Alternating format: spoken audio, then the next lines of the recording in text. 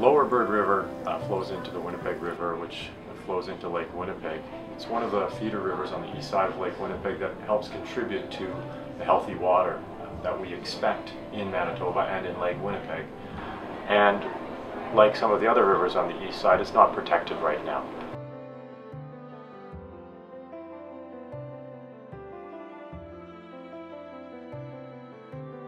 Apart from the threats to the immediate area, we need to keep the Bird River healthy so that Lake Winnipeg and downstream the Bird River stay as healthy as they can be. It's important that the push to protect the Lower Bird River comes from both local and from the urban center, the majority of the population in Manitoba, in Winnipeg.